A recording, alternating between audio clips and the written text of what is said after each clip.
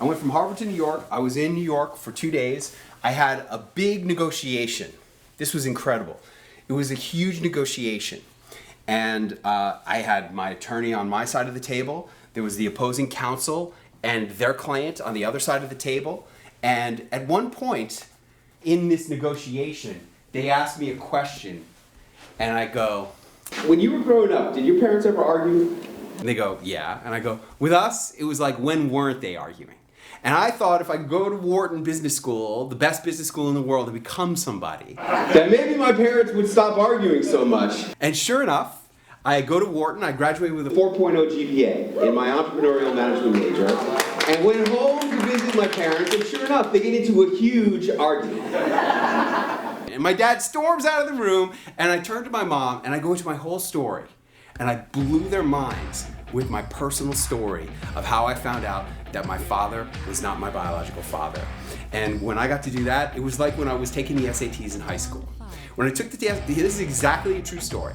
When I took the SATs in high school, I remember my mother had given me a book to read. It was called Gore. It's a science fiction story about a counter-Earth, an Earth just like Earth, but on the other side of the sun. It's a little bit smaller, so the density is deeper and you're stronger, or whatever. So everyone is stronger, and all the women are slaves. And most of them are pleasure slaves, right? Okay, so I'm reading this book. It's a series, and in the book, they talk about how these pleasure slaves are always wearing diaphanous silk veils.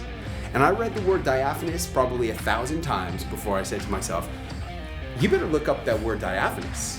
Because if you don't look that word up, it's sure enough going to be on the SATs for sure, right? This is when I made up my mind that I was going to go to the Wharton Business School to become somebody when I was 14 years old.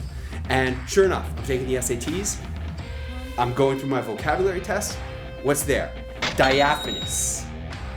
Pick the best synonym for diaphanous. I didn't even read the choice, I just looked for see-through. Boom. And I went, yes! Because I knew I was going to be acing my SATs, which I did, which allowed me to get into Wharton. Early decision. I applied to one college, and I got in because of that book, giving me the confidence to ace the rest of the SATs. And it was exactly the same in this business meeting the other day. When I got to tell my story of how I found out about who I am and began my journey, I knew I was going to win that negotiation. And after the negotiation was over, my attorney was like, wow, Clint, I've never seen it. We walked out of there with an agreement. Like, I couldn't imagine we were going to have an agreement like that. You really, really charmed those people. The power of story. Charm the pants. Yep, the power of story. All right.